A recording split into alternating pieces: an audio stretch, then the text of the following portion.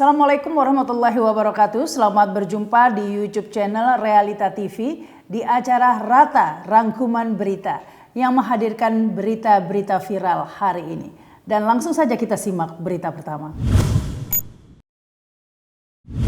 Berita pertama tentunya kami akan menghadirkan tentang perkembangan hak angket ini ya. Kemarin sudah digelar sidang paripurna di DPR ya. Nah, dalam sidang ini ada 3 partai yang sudah mengajukan atau menginisiasi hak angket, yaitu ada PKS, PKB dan PDIP ya. Sementara Nasdem dan P3 belum begitu ya, tidak ikut menginisiasi dengan alasannya masing-masing ya.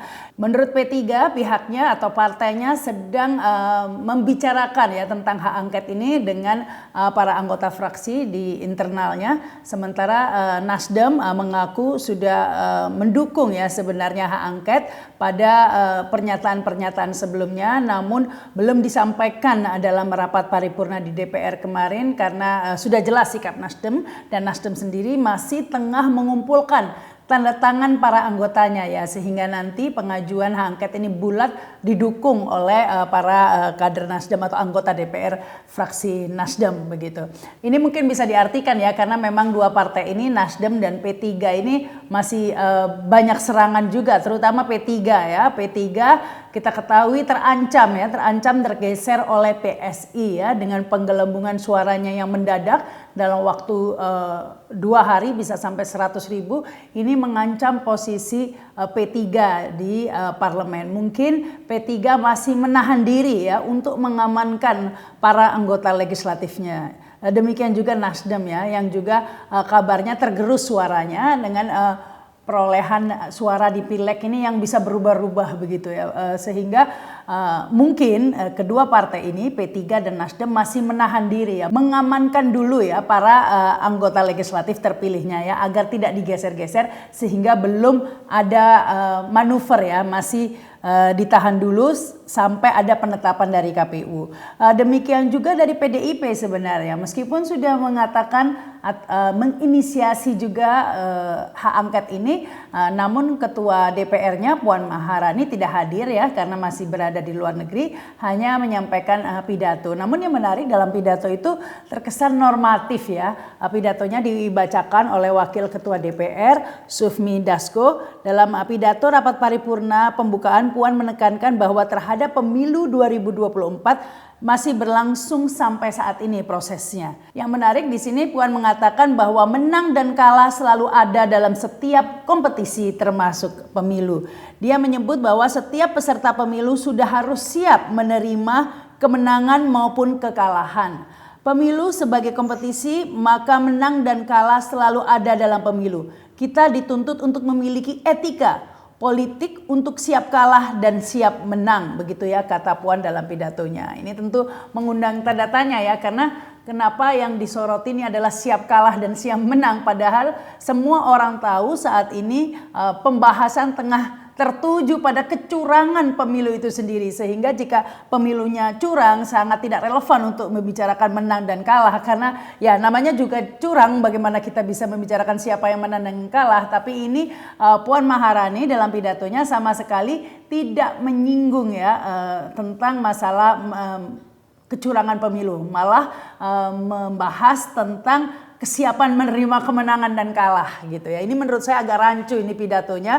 Entah apa pertimbangannya ya, Puan kurang tajam begini ya pidatonya. Mungkin dikarenakan kita tahu bahwa Jokowi memegang banyak ya kartu truf dari para politisi ya, sehingga semua menahan diri. Seperti P3 tadi khawatir suaranya digerus, demikian juga dengan Nasdem. Dan kita ketahui Puan Maharani ya pasti banyak kasus yang dijadikan sandera oleh Jokowi ya, sehingga ini semuanya berhati-hati. Tapi tidak usah khawatir ya, saya yakin proses hak angket ini akan terus bergulir, meskipun lamban tapi belum ada yang mundur. Saya yakin ini terus akan bergulir. Demikian juga Nasdem, meskipun belum menyampaikan inisiasinya ya pada rapat paripurna kemarin dengan alasan ingin meminta tanda tangan dari setiap anggota fraksinya.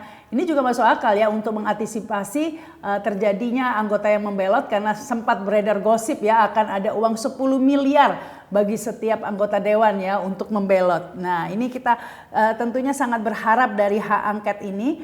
Sungguh aneh jika hak angket ini sampai tidak dilaksanakan ya, karena justru sekarang kuncinya ada di DPR, di hak angket. Tidak mungkin jika terjadi kecurangan kemudian publik akan menggugat ke Bawaslu atau Mahkamah Konstitusi, karena kita semua tahu itu semua sudah satu paket, mereka satu tim, sehingga itu adalah perbuatan yang sia-sia ya jika harus menggugat ke Bawaslu atau Mahkamah Konstitusi sesuai dengan mekanisme yang seharusnya dilakukan. Tapi yang terjadi saat ini bukan sesuatu yang normal terjadi ya. Kita tahu saat ini yang terjadi ini adalah suatu yang penuh rekayasa, dan rasanya tidak mungkin kalau harus mengajukan ke Mahkamah Konstitusi, sehingga hak angket ini menjadi satu-satunya harapan publik. Maka tidak heran jika pada rapat paripurna kemarin juga diwarnai demonstrasi ya, dukungan dari publik, dari beberapa elemen masyarakat, bahkan ada aksi pembakaran foto Jokowi dan lain-lain dengan tuntutan yang sama ya, untuk menuntaskan kasus kecurangan pemilu, memakzulkan Jokowi juga menuntut tentang harga sembako. Kita datang kemari kenapa? Karena kita datang karena kecintaan kita kepada keadilan dan demokrasi yang harus ditegakkan secara sungguh-sungguh di Republik ini. Bapak-bapak, ibu-ibu sekalian, saya melihat wajah-wajah kalian semua. Kita bukanlah orang-orang bayaran. Kita bukanlah orang-orang yang dimobilisasi. Kita bukan orang-orang yang tidak punya kerja. Kita adalah orang-orang yang mengorbankan diri kita, keluarga kita, harta kita di jalan Allah. Agar apa? Agar bangsa Indonesia ini bisa menjadi maju, menjadi bangsa besar. Agar bangsa Indonesia ini bisa maju, memimpin seluruh bangsa-bangsa. Tapi kenapa kita datang kemari? Karena kita kecewa ternyata kita dikhianati. Dikhianati dalam suatu demokrasi yang palsu. Sebuah demokrasi yang direkayasa. Sebuah demokrasi yang dikendalikan oleh politisasi bansos. Yang dikendalikan oleh kecurangan demi kecurangan. Dan ini terjadi tahun 2019 dan terjadi lagi di tahun 2024, saudara-saudara. Sebagaimana kata Refli Harun tadi, tidak mungkin semua bangsa sebesar ini menghasilkan seorang pemimpin dari pemilu curang. Bangsa sebesar ini harus mendapatkan pemimpin dari pemilu yang bersih. Karena ternyata DPR ini menjadi instrumen penting pula untuk mengungkapkan kebusukan-kebusukan politisasi bansos, politisasi kekuasaan dan lain-lain. Dengan hak angket ini nantinya teman-teman kita di DPR, wakil-wakil kita di DPR yang menjaga amanah suara kita kepada mereka bisa memeriksa yang berdasarkan beberapa hak angket terdahulu seperti Century Gate, seperti Bulog Gate dan lain-lain. Ternyata yang disembunyikan, yang hanya kita rasakan sebagai kecurangan akan bisa dibuktikan oleh teman-teman di DPR RI.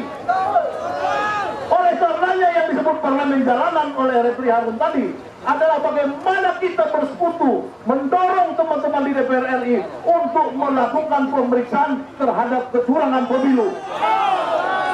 Kita harus mengutuk kecurangan pemilu. Kita harus mengutuk kecurangan pemilu. Kita harus mengutuk kecurangan pemilu.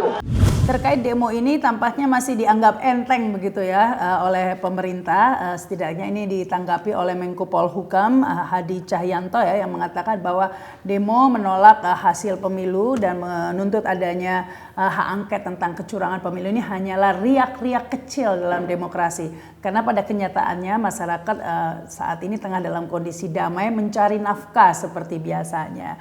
Ya ini memang terkesan menyepelekan ya, karena saat ini memang rakyat tengah sibuk mencari nafkah ya, karena kalau tidak nanti nggak bisa makan, mana harga sembako mahal ya. Namun bukan berarti aspirasi publik, rasa keadilan yang diusik begitu ya tidak akan kemudian bergulir menjadi besar ya. Ini sudah sepantasnya ya, tidak diremehkan atau ditanggapi dengan respon seperti itu, bahwa ini hanyalah hal kecil, karena apa yang terjadi saat ini sebenarnya hal besar. dugaan kecurangan ini jika diabaikan begitu saja tentu akan berpengaruh kepada legitimasi, bukan saja kepada presiden terpilih, termasuk juga dalam pileg ya, karena kita ketahui dalam pileg ini juga terjadi kecurangan-kecurangan yang sama. Dalam hal ini ketika PSI ya dipaksakan, terkesan dipaksakan untuk bisa masuk ke parlemen, karena kita ketahui dalam quick count semua lembaga survei mengatakan hasil perolehan suara PSI ini tidak akan sampai 3%, sehingga diprediksi tidak akan lolos ke parlemen. Namun ternyata dalam waktu sekejap begitu ya, hanya 2 hari, hanya waktu sehari sebenarnya itu 100.000 naik, sehingga sekarang melonjak suara PSI itu di atas 3%, dan tentang bukti-bukti pelonjakan itu sudah banyak ya. Dan jika hal ini terus dibiarkan ya, mungkin untuk saat ini masih banyak rakyat yang diam, tapi kita harus belajar dari sejarah. Dulu zaman Pak Harto juga sebenarnya masih banyak yang dia mencari nafkah seperti biasa, namun hanya dalam waktu beberapa minggu, 2 minggu tuh kalau saya tidak salah ya, bergulir menjadi besar dan kemudian meledak ya, sehingga berbuntut lengsernya Pak Harto. Demikian juga jika pemerintah atau rezim merasa bisa mengendalikan partai politik, ini tentu tidak bisa dianggap enteng seperti itu, karena belum tentu partai politik bisa dikendalikan. Kalaupun bisa dikendalikan, itu bukan berarti seluruh rakyat Indonesia bisa dikendalikan. Kita ketahui pada peristiwa lengsernya Pak Harto ya, saat itu juga partai politik tidak berperan ya, Golkar dan lain sebagainya. Rakyat bergerak sendiri untuk melengserkan Pak Harto tanpa partai politik, dan itu masih mungkin terjadi, sangat mungkin terjadi. Jadi saya kira komentar-komentar seperti ini adalah komentar yang terlalu percaya diri dan menggampangkan. Meskipun pada kenyataannya tidak terlihat menggampangkan sebenarnya ya, karena publik mencium kepanikan dari rezimnya dengan berbagai manuver-manuvernya ya. Karena jika memang ini hanyalah riak-riak kecil, maka seharusnya tidak perlu ada terkesan kepanikan begitu ya. Dibiarkan saja hak angket ini bergulir tanpa harus ada intimidasi, tanpa harus ada manuver-manuver lainnya. Karena akan terasa sangat aneh begitu ya, jika semua orang bersuara, akademisi bersuara, para pakar bersuara ya, pengamat politik bersuara ya, tentang adanya dugaan kecurangan dari pemilu ini, tapi kemudian anggota dewannya, DPR-nya cuek aja begitu ya, tidak menanggapi ini dan tidak mengajukan hak angket. Tentu ini akan terasa aneh.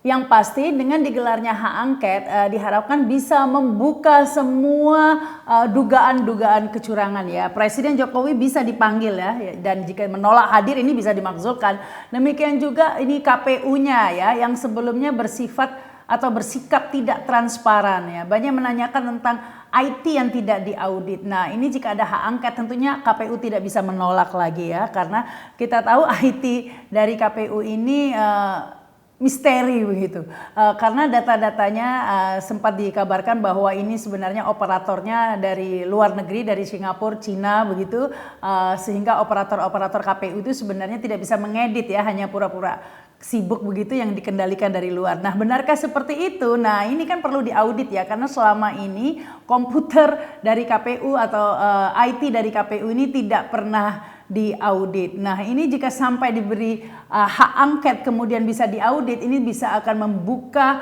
secara terang benderang ya dugaan kecurangan dari pemilu 2024. Kita beralih ke berita kedua, tentunya masih terkait dengan Pilpres 2024. Ini ya tentang Sirekap ya, yang hari ini sudah sejak kemarin sebenarnya ya itu hilang ya. Jadi kalau sekarang kita klik situs Sirekap, sudah tidak bisa lagi kita temui diagram perolehan suara baik Pilpres maupun Pileg. Ini tentu menimbulkan tanda tanya ya. Setelah sebelumnya Sirekap ini memang kacau ya, perolehan suaranya ini nggak jelas, apalagi Pilegnya juga ya bisa tiba-tiba tinggi turun naik turun. Demikian juga Pilpres ya, tiba-tiba Prabowo memperoleh suara sampai 100.000 dalam satu TPS ya, padahal kita tahu satu TPS itu harusnya maksimal 300 suara.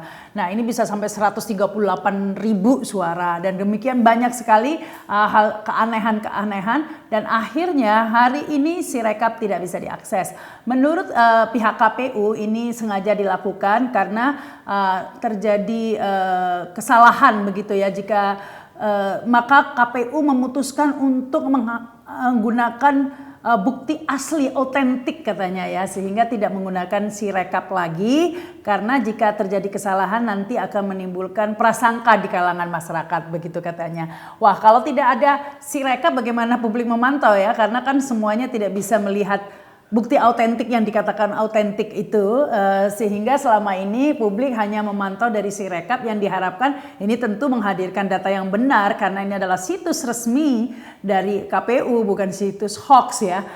Namun sayangnya hari ini sudah tidak bisa diakses lagi. Kita tidak tahu perolehan suara setelah sebelumnya ada kehebohan dengan suara PSI ya yang melonjak dalam satu hari bisa sampai hampir 100.000 suara dalam semalam begitu ya.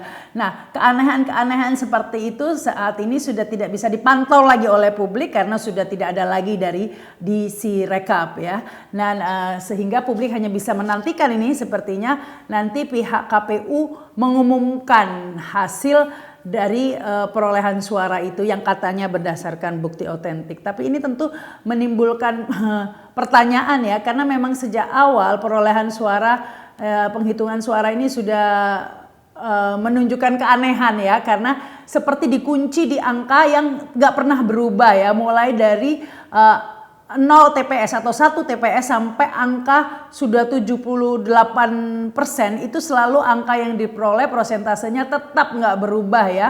Untuk Anies adalah 24%, Prabowo 58% dan Ganjar 16%. Begitu terus angkanya mantep dikunci ya. Meskipun perolehan suara atau jumlah TPS yang dihitung bertambah tapi angkanya nggak berubah. Begitu terus dan ini cocok marucok gitu ya dengan hasil quick count ya.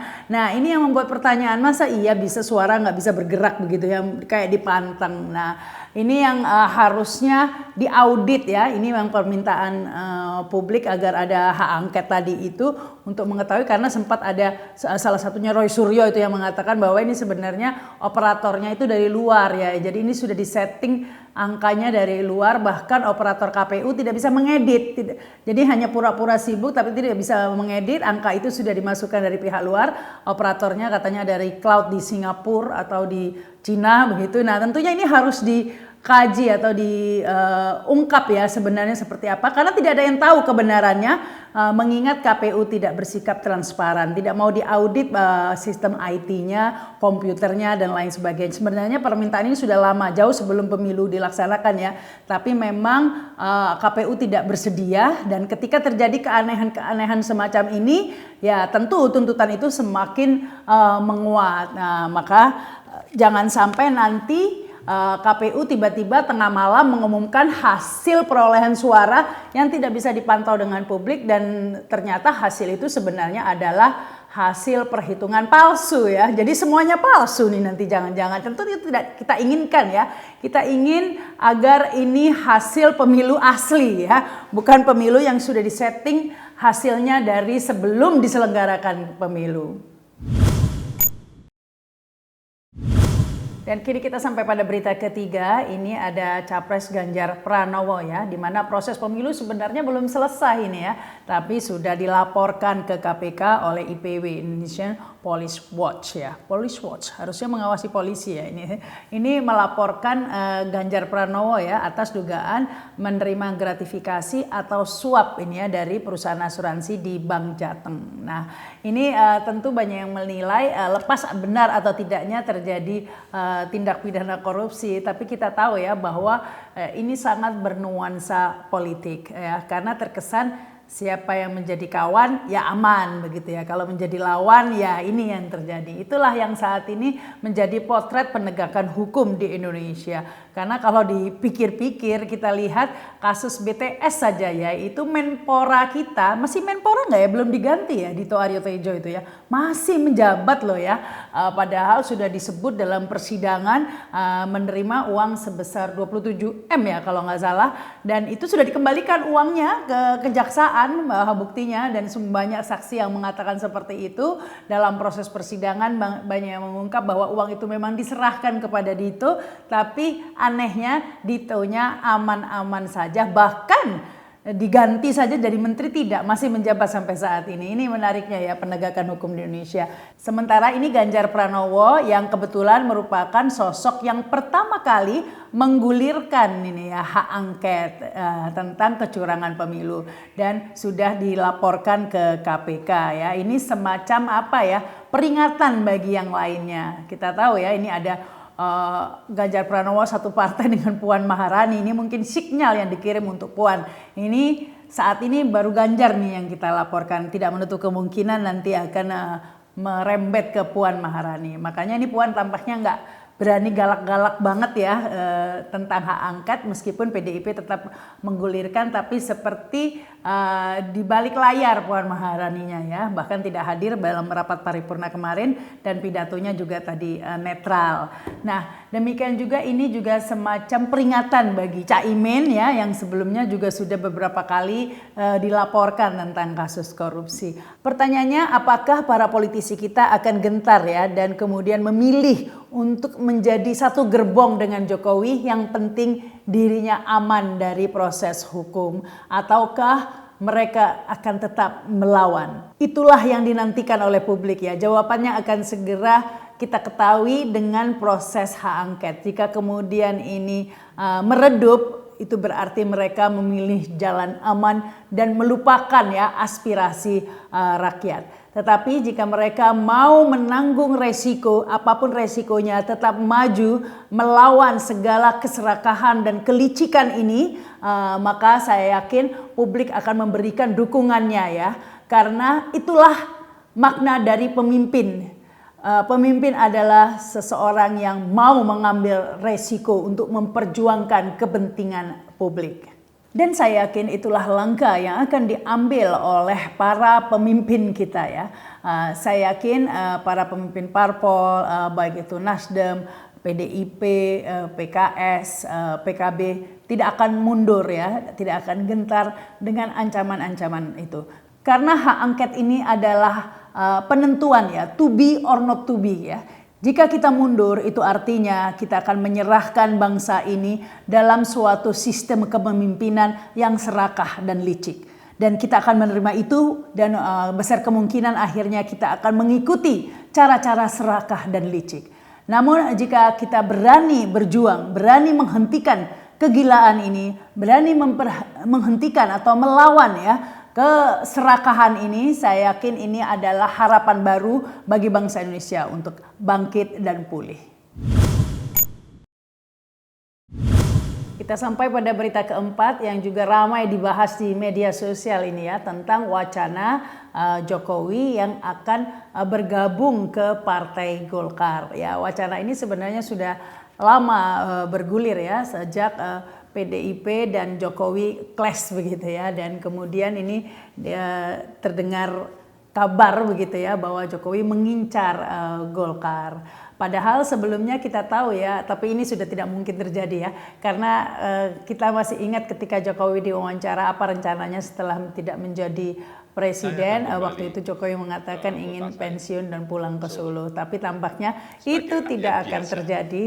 Jokowi akan tetap cawe-cawe di dunia politik Indonesia. Hal ini tentunya terkait dengan rencana masuk ke Partai Golkar ini ya, karena ketika dikonfirmasi ke Presiden Jokowi mengenai wacana atau kabar ini, Jokowi tidak membantah ataupun membenarkannya, hanya merespon, saya tiap hari masuk istana. Entah apa maksudnya itu ya, mungkin nanti juga masuk istana terus.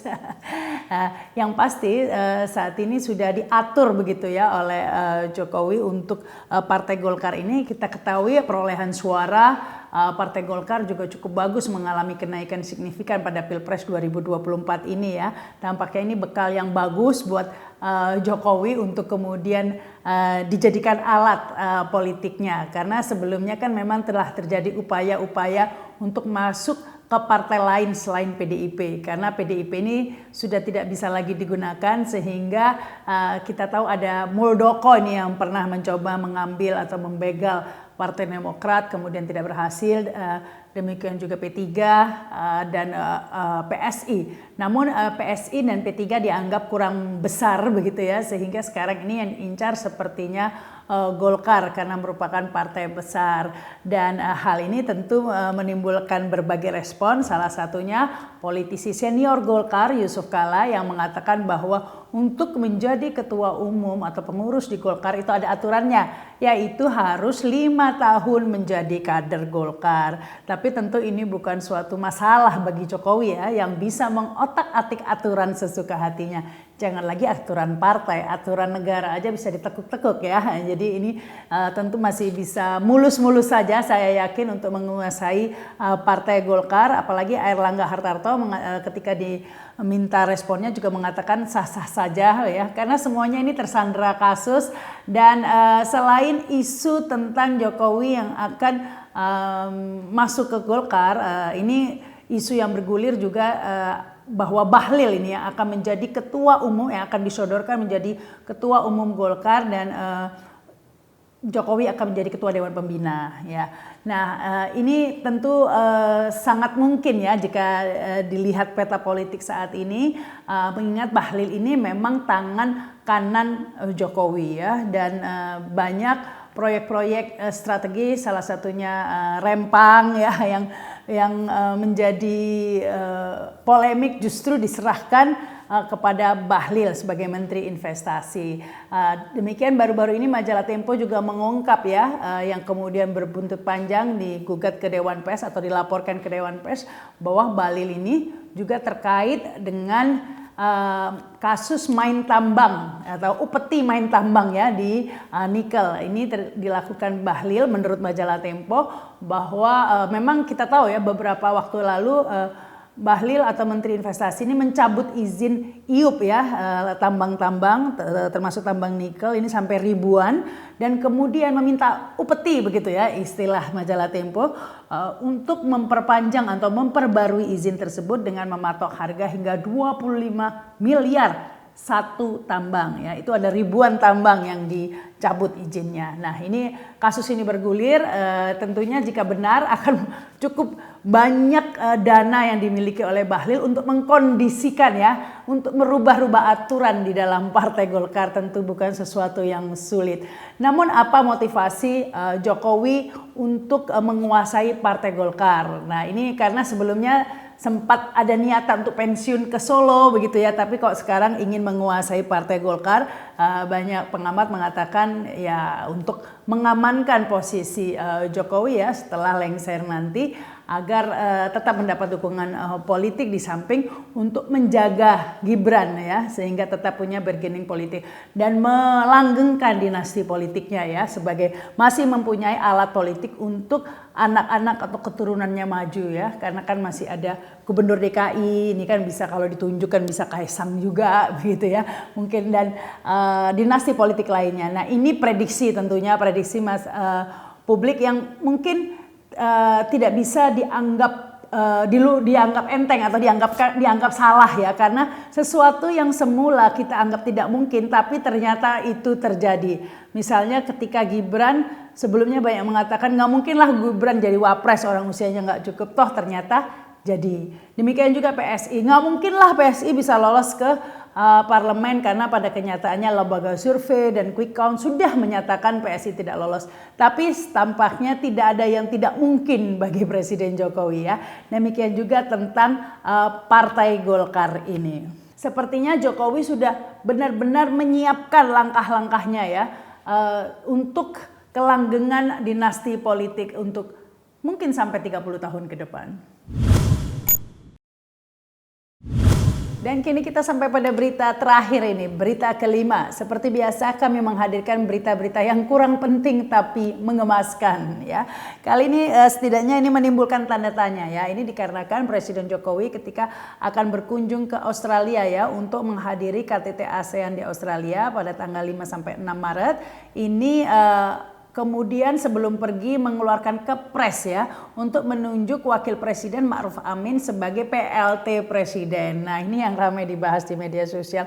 Kok harus menunjuk wapres sebagai PLT ya, padahal biasanya kan posisinya memang wapres. Seharusnya kalau presiden tidak ada di tempat, ini yang mewakili ya wakil presidennya. Timbul pertanyaan mengapa ini dilakukan oleh Presiden Jokowi mengingat sebelumnya tidak pernah mengeluarkan kepres-kepres seperti ini jika presiden berhalangan. Ataupun kalau berhalangan biasanya kan apa-apa yang diserahin kan Luhut ya, ini kok wapres begitu ya. Ini timbul berbagai spekulasi, ada yang mengatakan wah ini jangan-jangan sinyal atau petunjuk yang diberikan oleh Presiden Jokowi untuk Prabowo ya agar memberi peran kepada wakil presidennya, karena selama ini kan Ma'ruf Amin ini seperti wakil presiden yang antara ada dan tiada begitu ya. Nah ini mungkin ingin dikikis ya kesan itu oleh Presiden Jokowi, ingin memberi contoh kepada Prabowo sebagai presiden nanti agar jangan melupakan wakil presidennya ya,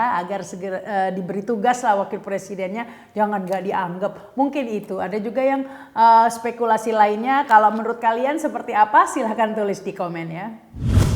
Itulah tadi rangkuman berita dalam Merata kali ini ya. Pastinya kami akan terus menghadirkan informasi-informasi dan interview podcast lainnya ya di YouTube channel Realita TV. Kami terus memantau kondisi saat ini ya yang benar-benar menjadi perhatian publik, terutama terkait hak angket ya.